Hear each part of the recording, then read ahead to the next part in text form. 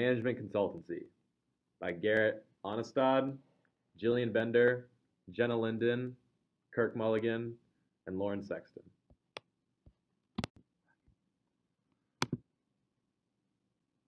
What factors make up a strong consultancy firm? There are 3 factors that make up a strong consultancy firm. The first is strong brand name. The second is how large the firm is. And the third is if the firm is globally recognized. However, there are only a few compared to the rest of the industry. Functional, critical perspective, what makes a consultant a consultant. Consultants are professional helpers that create clients through expert and independent advice. For an example, doctors who try to cure sick patients as consultants try to cure sick organizations. Critical perspective. Management consultancies focuses on the rhetoric, claim to knowledge, what they do with knowledge, and the results from the consultancies. There is no clear answer to which perspective there is for consultancy. It is very broad. Some characteristics of consultancy management. Consultancy means service, and it's intangible, so there's no physical features besides actual reports and presentations. The relationship between a consultant and client is a medium of service and delivery. It is perishable, meaning that the relationship can die. Managers. Managers target management positions of client organizations. They are profit and nonprofit. Some of these managers vary in type from junior to senior to board level, and they hold the largest responsibilities. Manager decisions. Managers' focus is not for personal issues. They are knowledge intensive. They enable and improve management's decisions, making on business problems and opportunities. It puts the demand on intellectual capacity of a consultant. The relationship with client. Consultancy is a business. It's full-time and part-time. It involves the client paying for provision of a consultant service, but some consultants are paid based off performance, but most pay on a time and material basis. Projects include anything from management development, and some consultants will work on a series of projects and develop rapport with a company to keep coming back to use consultancy skills. As you can see, there are 2 definitions of management consultancy, one being a narrow definition and the other being a broad definition. The main difference between the 2 is that a narrow definition focuses on advising, while the broad definition includes advising and non-implementation as well. Management versus business consultancy. Management consultancy should always be aimed at a client manager level. The difference between management consultancy and business consultancy is that a business consultancy deals with providing assistance to the non-management areas of the company. Providing assistance is not consultancy at all, but a business service. Most management consultants work for small firms or have sole practices. Management consultancy cannot distinctly label firms because some firms offer both management consultancy, business consultancy, and business services.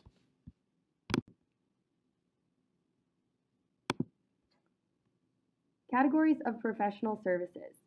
There are 4 different criteria of management consultancy. The first being advice on management decision. Business process outsourcing, training, temporary work, and interim management are not considered management consultancy because it is not the advice on management decisions. A management guru can be considered management consultancy as long as they are also advising managers on business decisions. Second, decision on management problem regarding the business. Legal advice, accountancy, engineering, and coaching are not considered management consultancy because advice they are providing is not regarding a business problem. The textbook directly looks at these 4 points of criteria. However, according to Victor Chang from caseinterview.com, accountancy can be considered management consultancy due to their major similarities in helping the clients of the firms. Third, assistance with managerial tasks of implementation. The only type of professional service that applies implementation is a management consultant. Fourth, independence of client management. Venture capitalist investing does not belong to management consultancy because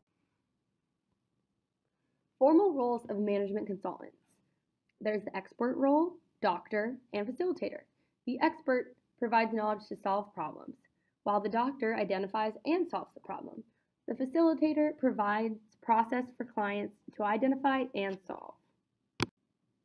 Informal roles of management consultants. Hired hands, who provide temporary capacity for the client without a specific problem. A legitimator, who provides legitimacy to a client solution. A political weapon, which provides arguments for client's position. Or a scapegoat. Divisions of responsibilities. There are 5 sub-processes of consultancy process. First, identify the problem, which is also known as the opportunity. Second, diagnose the problem. Third, develop one or more solutions.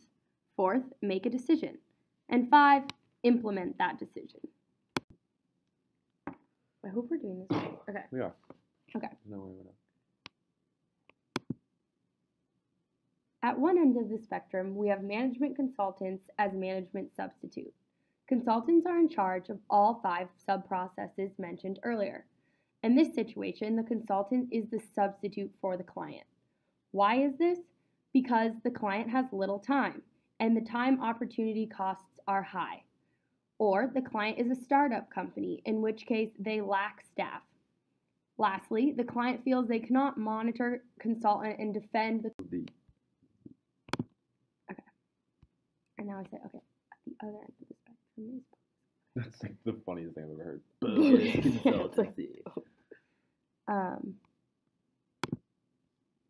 On the other end of the spectrum is bogus consultancy. This is when the consultants do exactly what the clients want.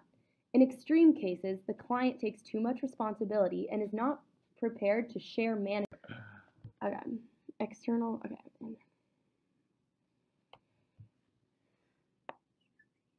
We'll both say questions. Questions? Perfect. Can't wait to watch this. Oh, this is good. Oh, we're gonna be fine. I ain't tripping. Hopefully I can, okay. Taking any nuts. Okay, ready? External versus internal management consultancy. Internal consultants are permanent employees of an organization, and they usually consult for a single client. They work in-house and don't have any other customers. Management consultancy as a profession. Characteristics of a profession. Business activity accompanied by a formal, legally enforced institution that protects interests of public and professionals involved by designing qualification standards, accrediting educational institutes, compulsorily registering members, monitoring and controlling activities of members, and when necessary, taking sanctions. Essential components of a profession are an accepted and authoritative body of knowledge and skills combined with a code of conduct. Doctors versus consultants, however, are unlike medical profession. Consultancy is not protected by the law. You can be a medical doctor without required education. However, anyone can call themselves a consultant.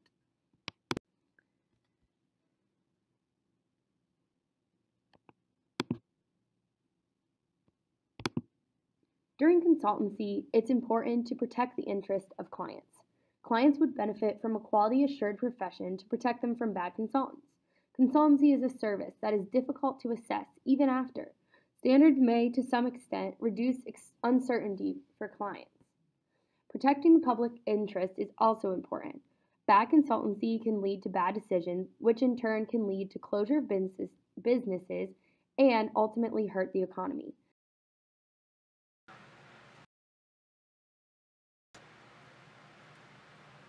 Management consultancy as a profession.